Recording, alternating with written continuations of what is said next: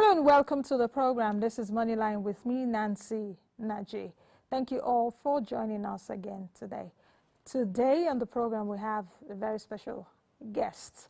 I must say, a very special one at that.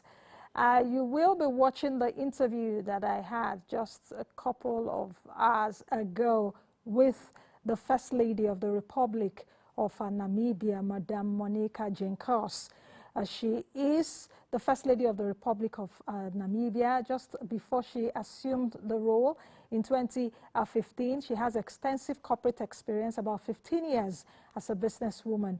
We actually did speak on a lot of issues. Don't forget that the First Lady of Namibia, with the President of Namibia, contracted COVID-19 just a few months ago. I did ask her questions on that and what she thinks about vaccination as well as vaccine access, among other issues plaguing Africa and perhaps women. Just take a listen to the special interview with Monica Geingos, the First Lady of the Republic of Namibia.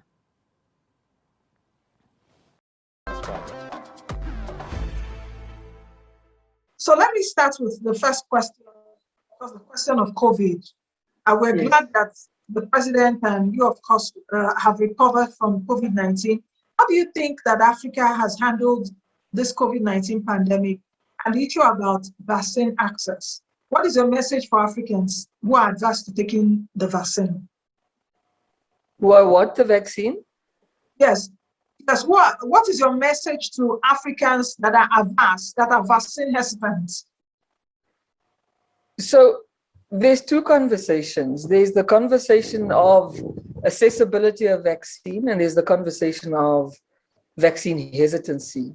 And I think the conversation of accessibility and availability of vaccine, to me, is a bit more important, because how do you assess hesitancy if you don't have sufficient vaccine in the country? You don't have options for people to choose from.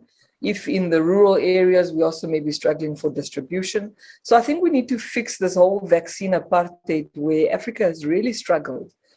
Even the African countries like Namibia, who can pay for vaccine, to access vaccines timeously. And once the vaccines arrive, to make sure that they are distributed across the country, and then that we mitigate the misinformation that has seeped through from the West that causes the vaccine hesitancy. So my message to anybody who has available vaccine is the only way that we can get out of this quagmire that COVID has caused for us is to vaccinate. Mm-hmm. How do you think would you handle that vaccine access? Because a lot of talk around we should be able to produce a vaccine in Africa. What do you think? So there's a number of things, including patents, financial resources, skills.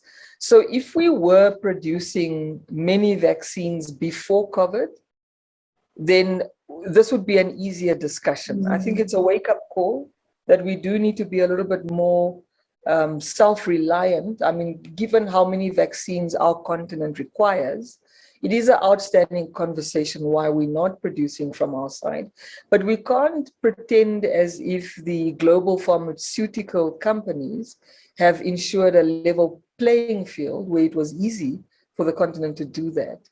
So I fully support the African heads of states who are speaking about TRIPS waivers, for instance. It's critical. So I think sometimes when we have these conversations, we're very hard on ourselves as Africans, and but we're not interrogating enough the global inequities that exist in public health care. And I think COVID has given us an opportunity to take a cold, hard look, not only at ourselves and some of the things that we should have been doing around our healthcare, but also about how global healthcare generally views and treats Africa.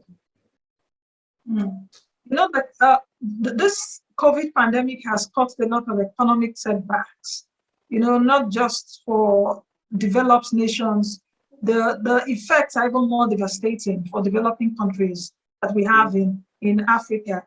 Namibia has a population of close to 3 million people now, of which over 50% are women. How do you think that this pandemic and the resultant fall, perhaps in commodity prices such as diamonds, which Namibia is blessed with, has affected women?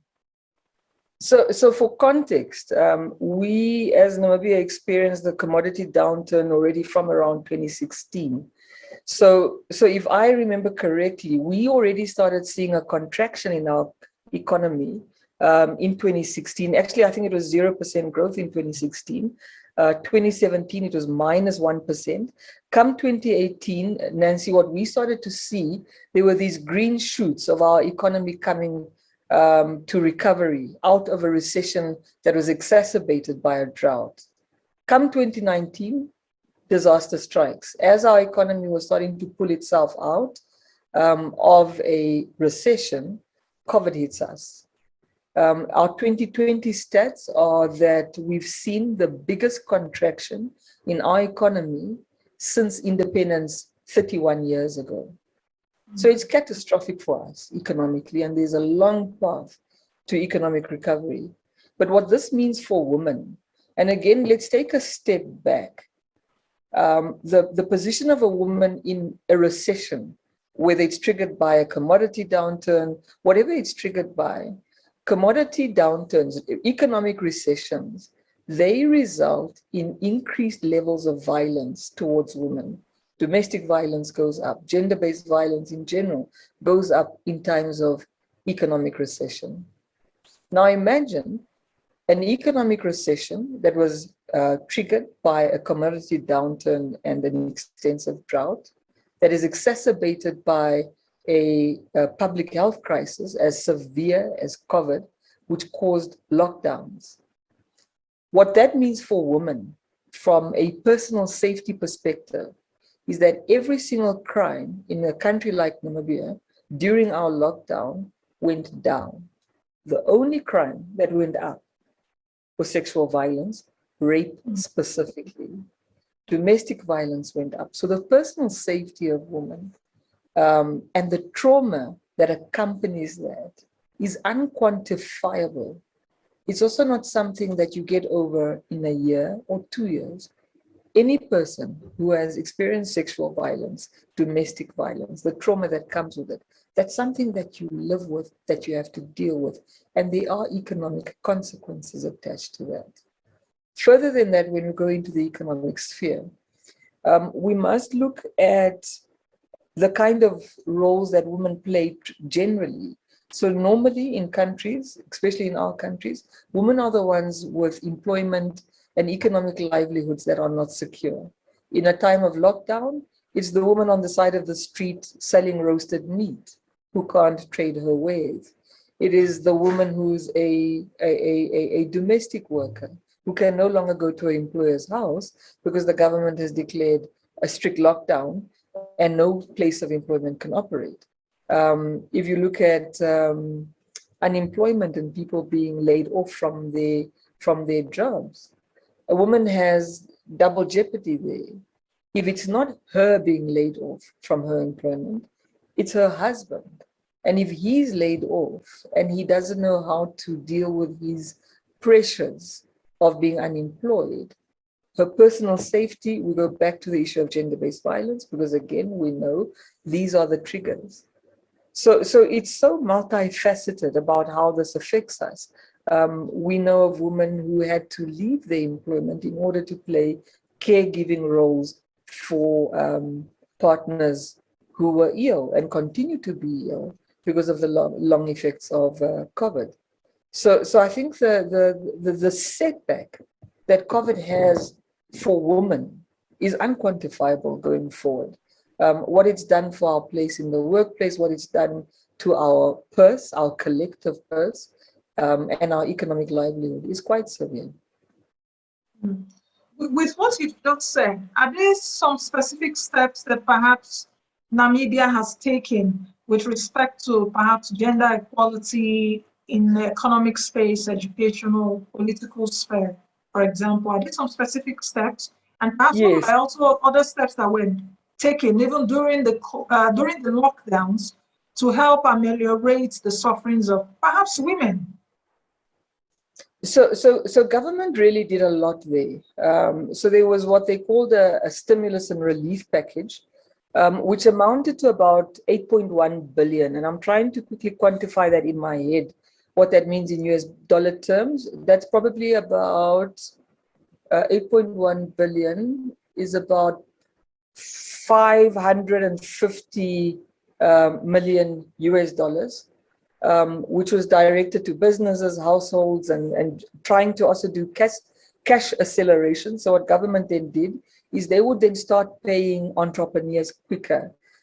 They would start paying VAT refunds quicker. So there was quite a lot that government tried to do to give support to entrepreneurs, to households. There was economic stimulus and relief packages for the business sector, particularly those in productive economic activities, like tourism.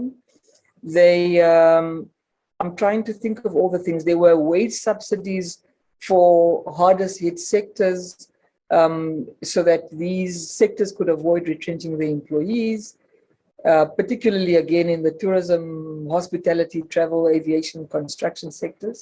There was also the accelerated payments of overdue and undisputed VAT refunds, where they sped that up. That was about 3 billion. I don't want to do the translations, but I think if you want to do the translation, it's about 14.5 Namibian dollar is equivalent to the South African rand. So you can probably get an idea of the quantum. They also accelerated payments that were due to the suppliers of goods and services to government. You'd think these are small numbers, but it's big numbers.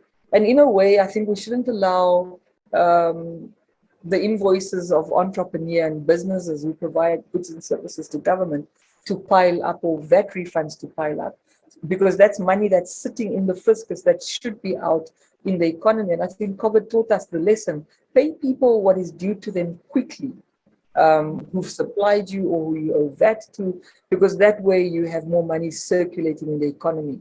Our development bank also provided 500 million concessional loans at good rates to the agricultural sector, particularly the small businesses there. There was another loan scheme as well to help out cash-strapped farmers who were also struggling to pay off their loans for their farms. There was policy relief to borrowers at most of our big financial institutions, particularly the ones with a developmental focus, which was on a defined period of time, but at least it delayed any immediate crises, let people recapitalize their interest, there was tax loan back schemes for non-mining corporates to provide them some breathing room, the tax-paying businesses in the non-mining sectors. So there was quite a lot done by the government. And you must remember, when we speak about all of these things, we're speaking about a government that was coming out of recession, where the fiscus was significantly harmed, but had to go into whatever it could find in order to assist households and businesses. But there was also some non-financial assistance given, like the relaxation of labor regulations to protect jobs and to avoid these major retrenchments and business closures. There was support to households. The one that I can think of, there was an emergency income grant that was given to individuals and to people who've lost their employment, which was a once-off payment of 750 Namibian dollars to everybody who qualified. This costed the government about 562 million.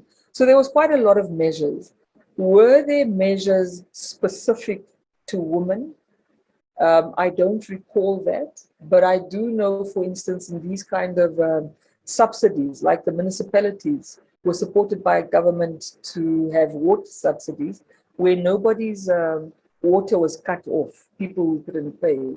These type of things do trickle down for the benefit of women, because often we have female-led households.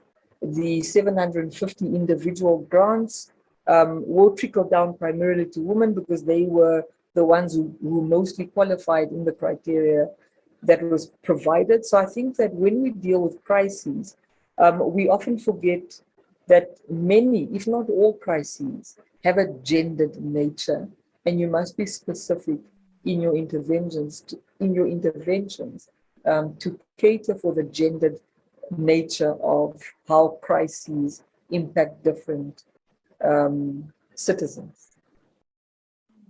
Fantastic, ma'am. Let's take a look at even your role as a First Lady. I also do know that Namibian women occupy close to 45% right now of proportion of seats in the National Assembly, and that is a wonderful feat compared to, the median position of some other African countries. Here in Nigeria, it's not like that at all. It's not like that at all. We can say at least in our Senate, we have 109 seats. We don't even have up to 50% of women. We don't have 20% of it as women. So Namibia is a great example of that. But how have you and other women that are occupying these kind of positions encouraged perhaps a younger generation of women or of girls to push for gender parity across all sectors, not really about politics, economics and all of that? Even the boardrooms, we have a lot of women that are not in the boardrooms. Yes. So that's the interesting part. We're doing so well, and we've been identified as the one country that's doing very well in this type of closing the gender gap. The statistics look fantastic, whether it's from the African perspective or a continental perspective. Even from a legal and a policy perspective, we're doing well. But let me tell you, Nancy, we're doing well in terms of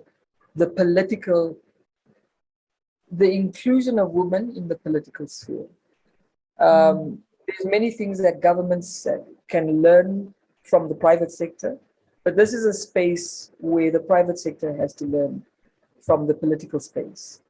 That here, the political sphere is outperforming our private sector in the empowerment of women.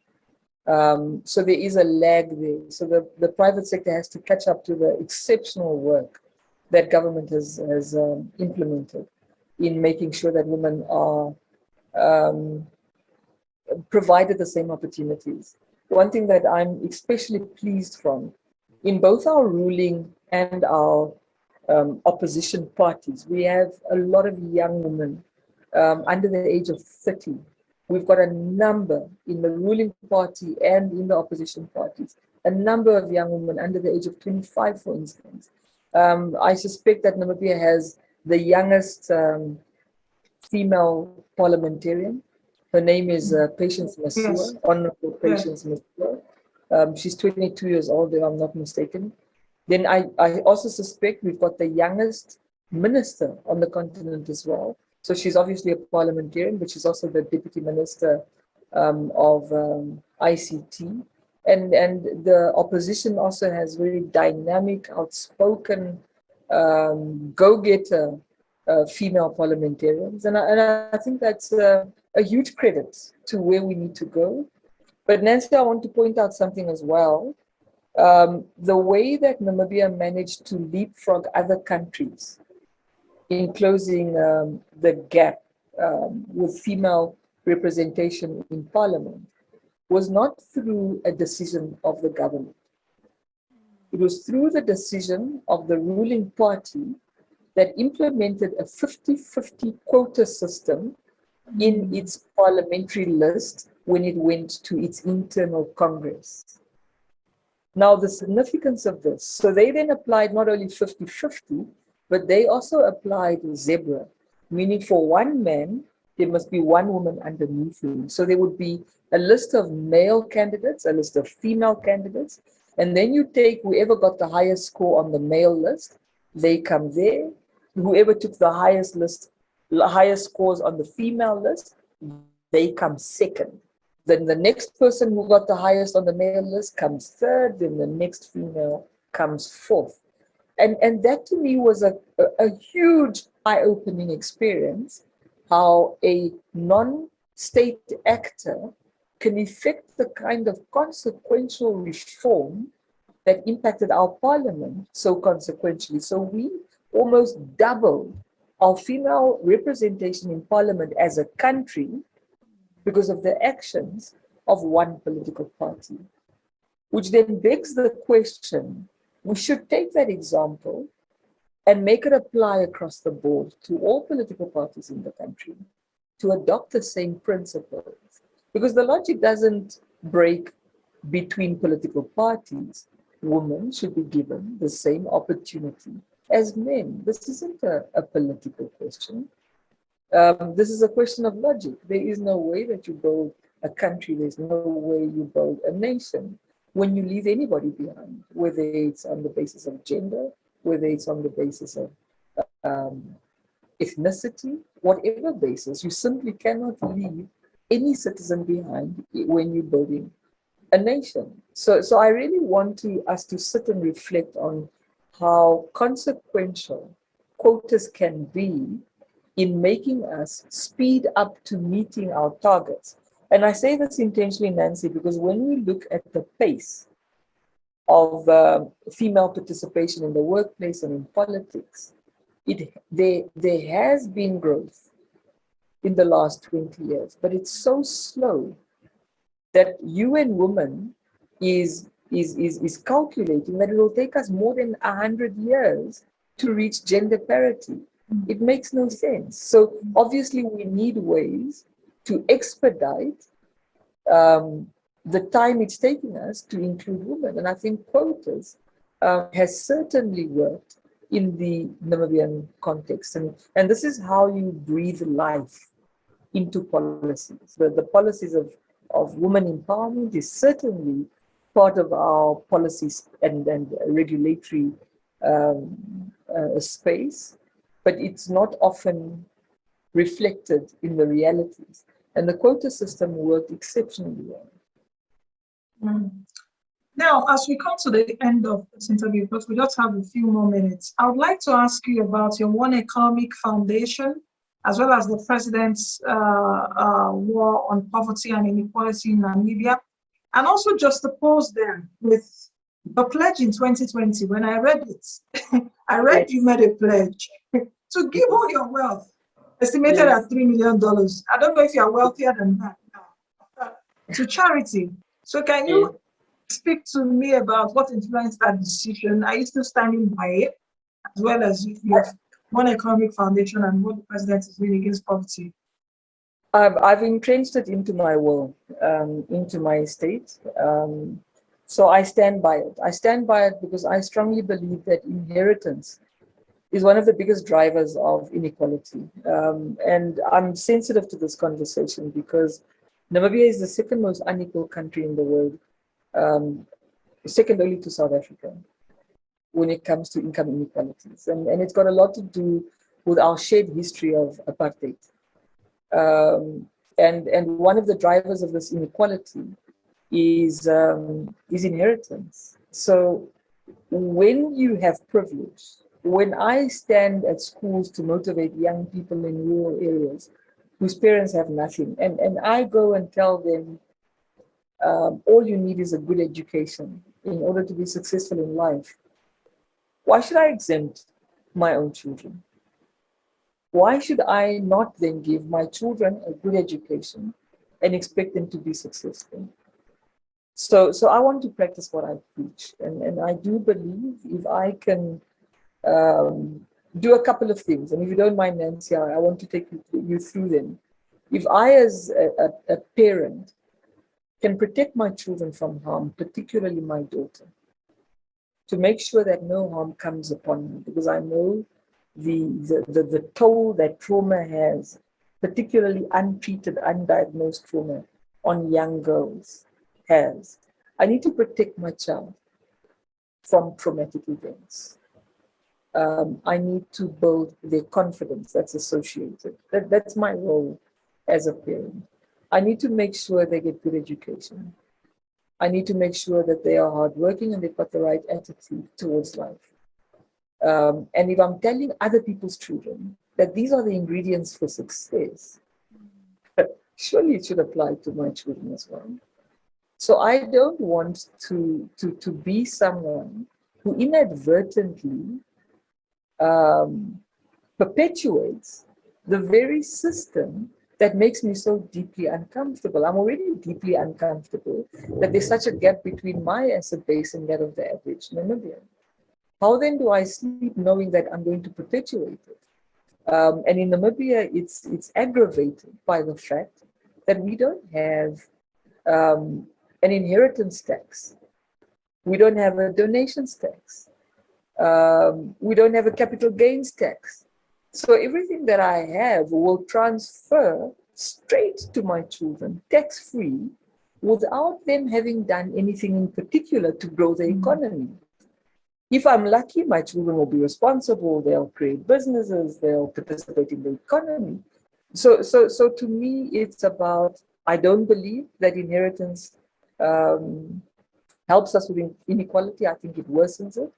And therefore, I don't believe that my children should be inheriting my assets. I think it should go to organizations like the One Economy Foundation, which is in my will, for them to try and bridge the two economies and make sure that the country has more participants in the first economy and not so many in the second economy.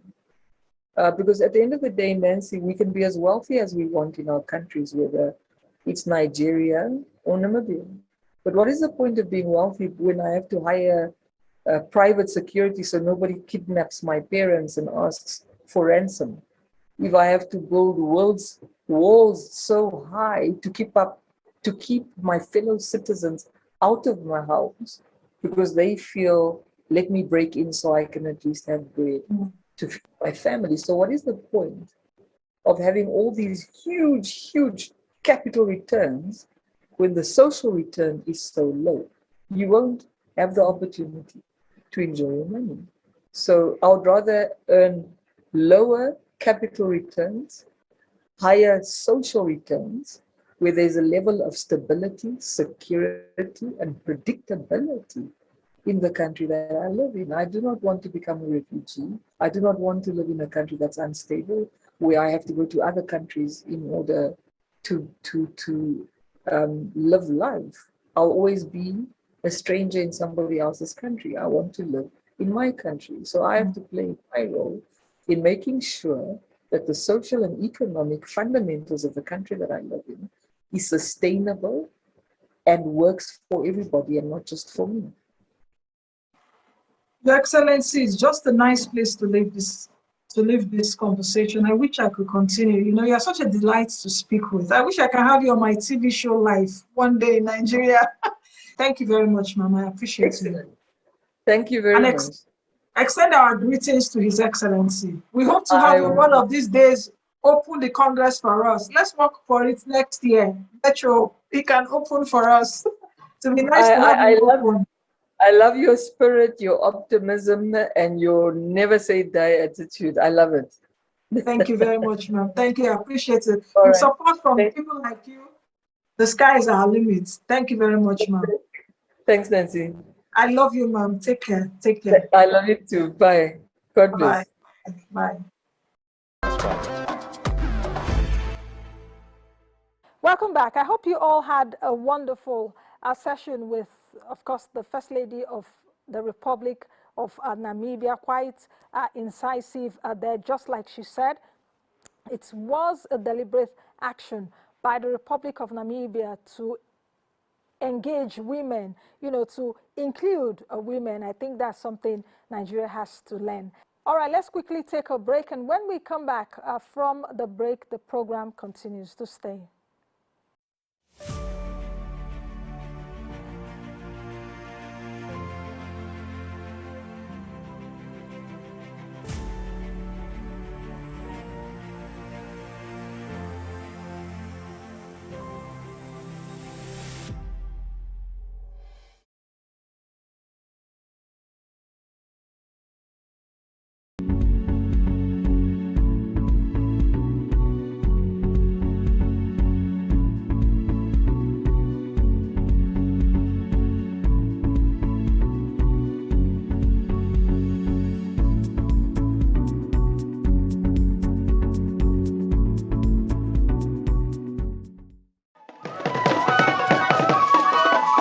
The Central Bank of Nigeria has flagged off the first ever rain-fed wheat program in the country in Bassa local government area of Plateau State, which aims to slash the importation of commodity by 60% in 2 years.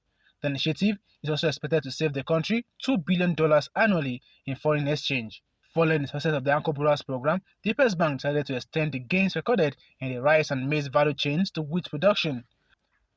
The CBN governor, Gordon Emefiele, said in Plateau State during the unveiling ceremony for the Nigerian Brown Revolution, which is a central bank wheat value chain intervention.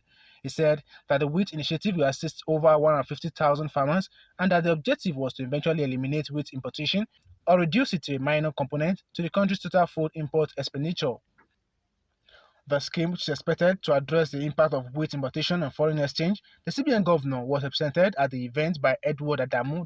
Deputy Governor, Corporate Services Directorate, said the country spends nearly 2 billion naira yearly importing 5.2 metric tons of the product to fulfill local demands. Food security is of significant importance to governments all across the world, given the implications on poverty reduction, security, unemployment, and economic growth. It is on this path that the Central Bank of Nigeria is supporting the efforts of the federal government towards providing affordable and accessible financing options for farmers in order to drive food production and enhance food security in the country. Since inception, the Anko Boras program has remained a game changer in financing smallholder farmers through innovative funding models centered around building an effective agro-ecosystem hinged on the value chain approach. It is heartwarming to note that we are now extending the gains recorded in the rice and maize value chain to wheat. The Anko Boras program, which was commissioned by President Muhammadu Buhari in November 2015, has achieved significant success in supporting smallholder farmers to increase the cultivation of major commodities across the 36 states of the Federation and the Federal Capital Territory. Under this program, over 788 billion naira has been disbursed to 4.1 million farmers, cultivating 4.8 million hectares of farmlands through 23 participating financial institutions. Through the Anko Bora program, we have witnessed an increase in productivity per hectare from 1.5 to 2 metric tons per hectare to between 4 and 7 metric tons per hectare for maize and rice. In the medium term, he claimed that the initiative will contribute around 2,000 metric tons of seed to the nation's seed pool and 750,000 metric tons of wheat to national production through rain-fed wheat farming in Plateau State. These gains have not only improved the income of farmers, but also enabled more jobs in the country by reactivating abandoned factories and processing facilities across the country. To further enhance our food security drive, the bank has developed other intervention programs that address financing needs of specific nodes of the agriculture value chain. For example, the private sector-led Accelerated Agriculture Development Scheme provides long-term financing options for the development of agricultural land and infrastructure towards increasing the nation's agricultural land area, as well as facilitating all year-round production through investment in mechanization, irrigation, and technology. Similarly, the Commercial Agricultural Credit Scheme, CACS, provides finance for large-scale agro-allied projects that will impact on job creation, enhance capacity utilization, import substitution, and accretion to our foreign exchange reserves. Wheat is the third most consumed grain in Nigeria after maize and rice. It is estimated that we produce about 1%, that is 63,000 metric tons, of the between 5 to 6 million metric tons of wheat consumed annually in Nigeria. The CBN governor said over $2 billion was spent yearly on wheat import to bridge the significant demand-supply imbalance, making wheat the second largest contribution to the country's food import expenditure. He added that given the country's high population growth rate and demographic structure, he predicted that demand for wheat will continue to climb, putting further strain on the country's reserve unless a significant move is taken to grow the commodity domestically. The enormous demand-supply gap is bridged with over $2 billion spent annually on wheat importation. This has resulted in the emergence of wheat as the second highest contributor to the country's food import bill, putting pressure on our foreign exchange reserve. With our population growing at an alarming rate, it has become imperative that we must reverse this unwholesome trend.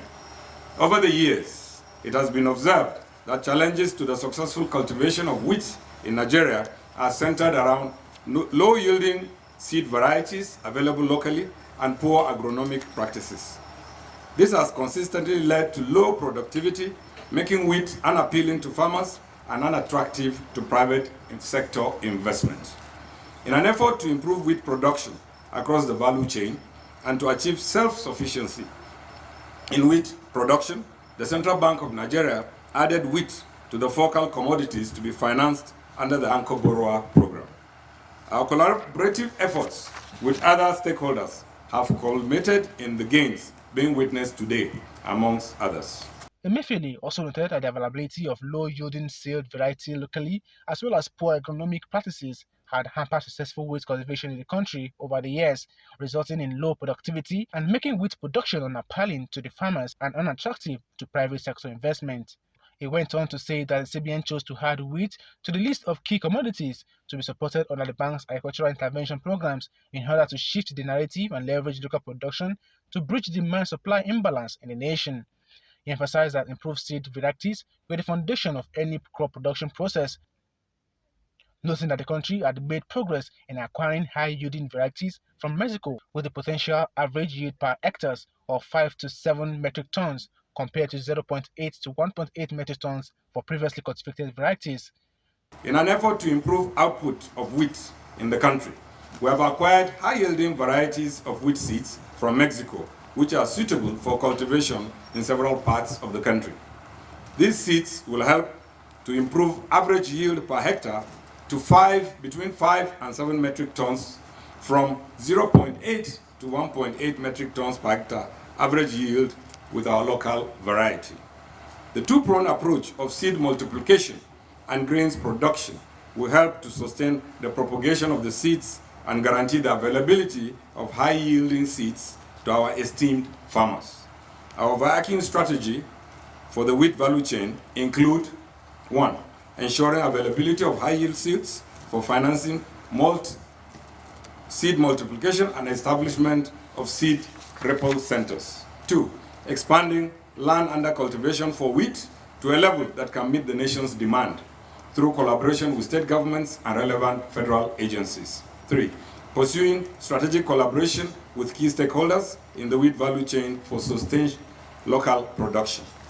This strategy seeks to reduce wheat importation by 60% in 2 years and eliminate wheat importation over the long term.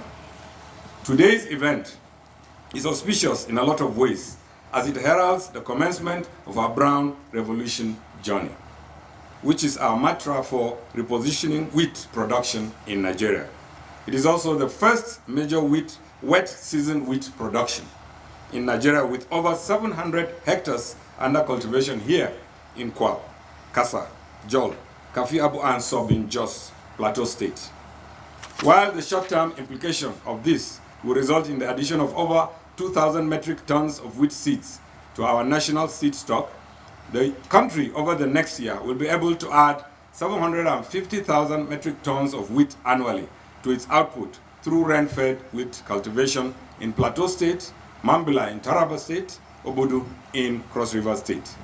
The bank will not rest its oars as we continue to work with our partners, the Lake Chad Research Institute, to expand the frontiers of wheat production in Nigeria to include other areas like the northern Oyo State, Kogi, Kwara, amongst other states. The wheat fields you are seeing behind me here today are historic and further underscores the enormous potential in our agricultural landscape. We are hopeful that with the right technology and agronomic practices, we can change the narrative and develop 2 wheat cropping cycles to support our aggressive drive to bridge the wheat demand-supply gap in Nigeria. So far, the bank has achieved the following in the wheat value chain. We've added about 20,000 metric tons of high-yield wheat seed variety to the stock of national seed supply. We have trained over 100 senior extension service officers on new technologies for wheat cultivation. we've designed a strategy for self-sufficiency in wheat production. Emefiele added that the current two-pronged approach of seed multiplication and grain production is projected to continue seed propagation and provide farmers access to high-yielding seeds. He said that the CBN wheat value chain plan included funding seed multiplication and the creation of seed ripple centers to ensure the supply of high-yield seeds. Mr. President's commitment to economic diversification has been the greatest motivation on this journey. His mantra of Nigerians producing what they eat and eating what they produce energized us to push the brown revolution to a higher pedestal. The gains are becoming manifest as we record another landmark achievement in the annals of crop production in Nigeria. The Central Bank of Nigeria is committed to providing all the support for the backward integration programs of all companies, not only in wheat value chain, but other areas of our economy. For example, we recently directed that the funding of the National Mass Metering Program should be targeted at companies that have local production capacity to enable value addition in the country. Let me also express our appreciation to the governor himself and the government, and indeed all the people of Plateau State for their uncommon support on this project. The state government has once again demonstrated the beauty inherent in public-private partnership as they provided a conducive environment for our anchors to grow wheat. Such collaborations have positively unlocked more private sector investment in the state, as we will be increasing the hectareages to be financed by the next planting season, and also explore opportunities for more land for commercial production in Plateau State. Stakeholders' engagement has been a vital part of this project. Solomon Lalong, Plateau State Governor, who represented President Muhammadu Buhari, said the flagging off ceremony is a reflection of the fact that Nigeria has taken another step in the right direction in diversifying its economy. He added that in ensuring food security, there must be availability and access across all demographics in the country, as the present administration is leveraging on innovation and mechanism in the agricultural sector by supporting the production of numerous commodities, stressing that food security cannot be attained if the farmers are not encouraged and adequately equipped with answers to the best inputs and opportunities to learn effective agronomic practices for improvement. The president commended the Central Bank of Nigeria for using the Anchor Borrowers program not just in the agri-value chain, but in almost all sectors of the economy, as shown in the recent launch of some transformative initiatives like the 100 for 100 policy for production and productivity. The future of Nigeria is agriculture, and there is no doubt that what is being witnessed today in Plateau State is a reflection of the fact that Nigeria is taking a step in the right direction. As a country, Nigeria has relied on the process of oil exports for so long. However, with the volatility of oil prices and its implications on our foreign reserves, we have no other choice but to work towards the diversification of the Nigerian economy by investing in other productive sectors of the economy. The agricultural sector is one of the critical non-oil sectors, which has made significant contributions to the gross domestic product, accounting for a 22.35 and 23.78% contribution to the overall GDP in the first and second quarters of 2021 respectively.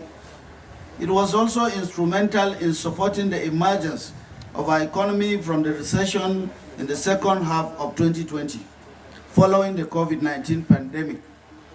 A key focus of my administration has been the deployment of mechanisms to ensure that agriculture thrives in Nigeria.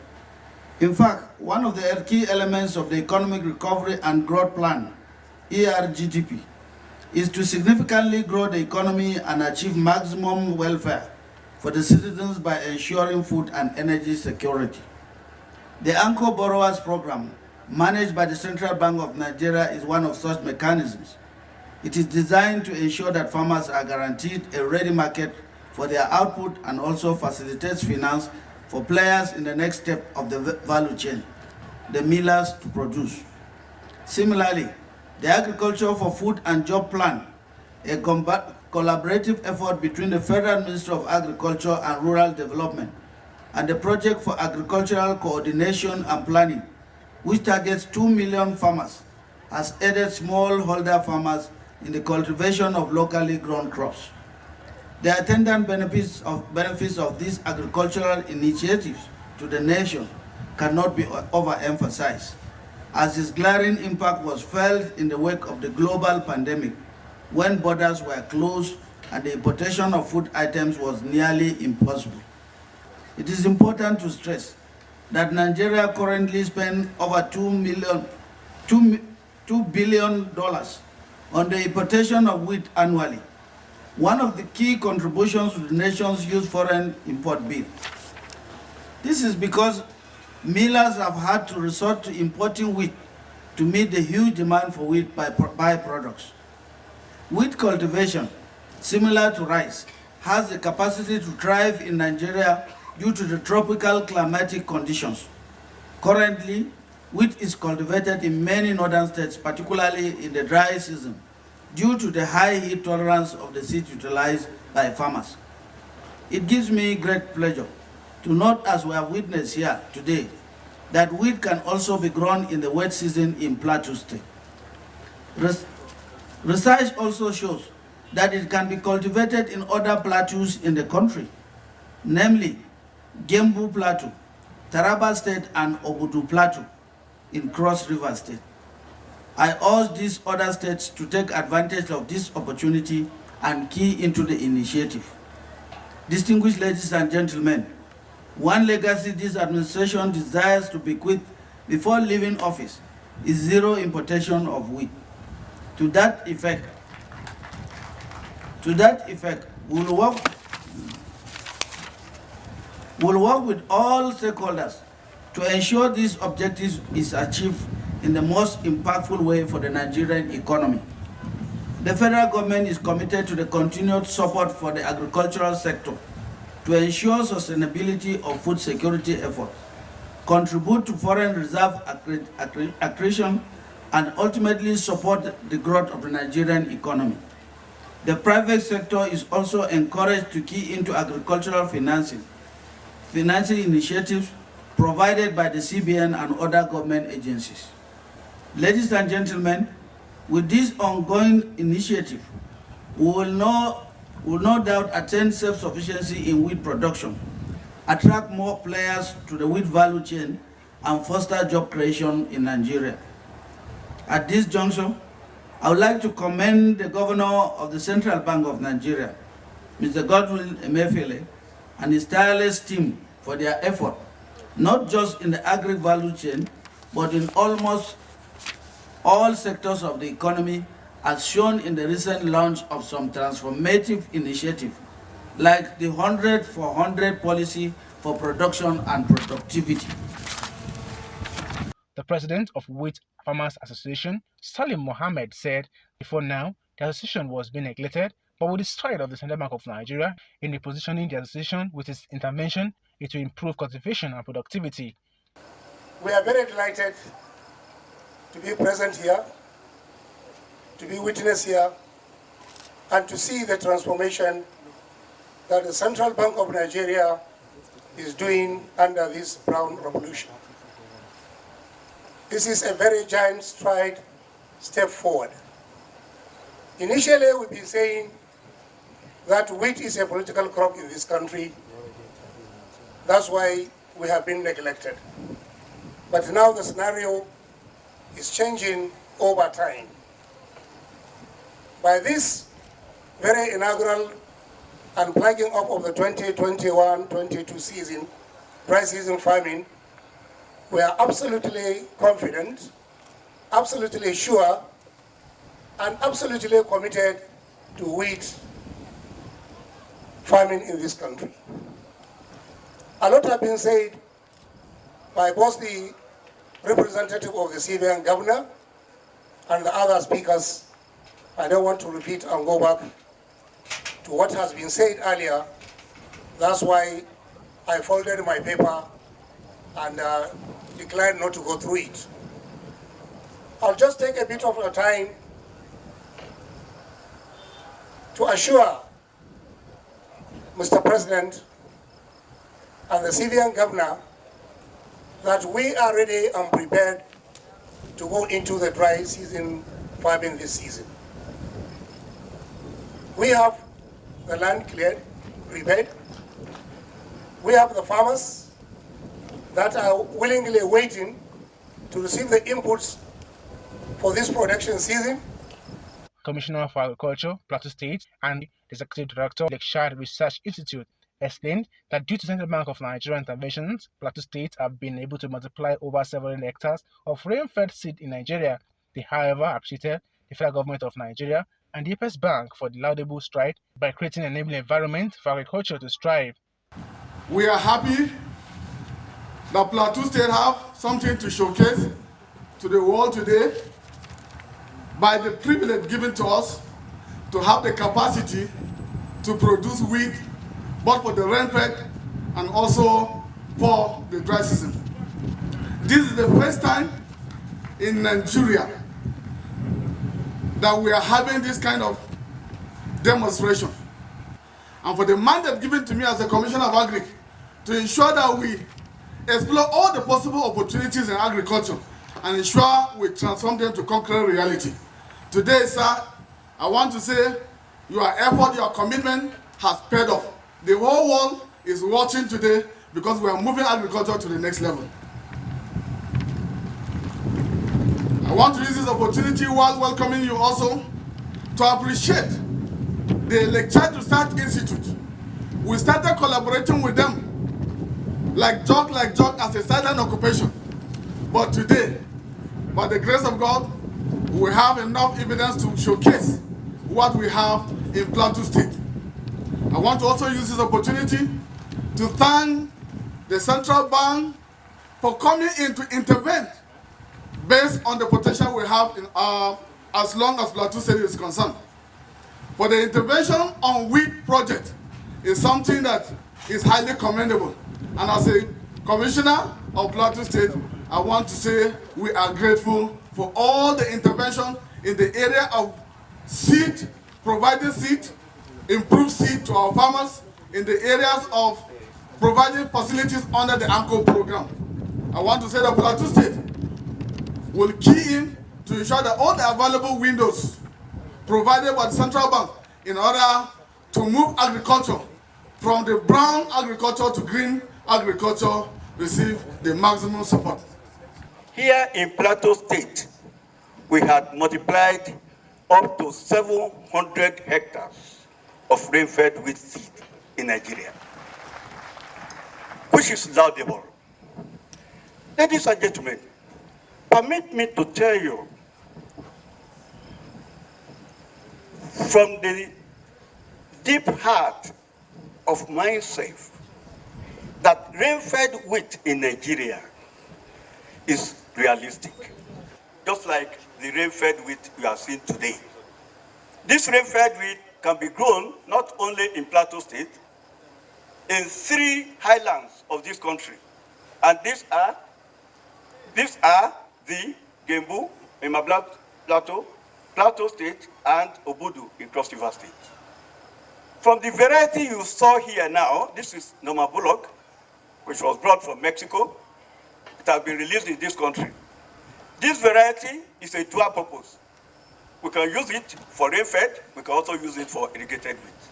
And that is what we are using for this dry season that is forthcoming. This variety in Mexico gives about 8 to 10 tons per hectare. We are believing, under irrigated condition in Nigeria, we should not get less than 5 to 7 tons per hectare. And if our farmer can get such, I don't see the reason why wheat should be very expensive in Nigeria. And I don't see the reason why Nigeria will continue to import wheat. We have the potential, but we don't eat potential, we grow it. We have 1.2 million hectares of land suitable for wheat production in this country. And if we can attain 5 tons per hectare, are we there? We are not there. Our consumption is about 5.2 million tons. We are already there. I can assure you, with the political will of the present government, if we continue in the next 3 years, I can assure Nigerians that we will attain far above 60% self-sufficiency in this country. The Lakeshore Research Institute has enough materials that we can give to our farmers. We are cultivating, Lakeshore Research Institute is cultivating about 3,000 hectares for seed production only this season. And I believe other stakeholders like Flamil, they are also cultivating. So I can assure you, within the next few years to come. Emmanuel Howdy reporting for Moneyline with Nancy. And that's the much we can take on today's edition of the program. Thank you all for joining us. I am Nancy Naji. Be the best you can be and be the change that you want to see. Bye now.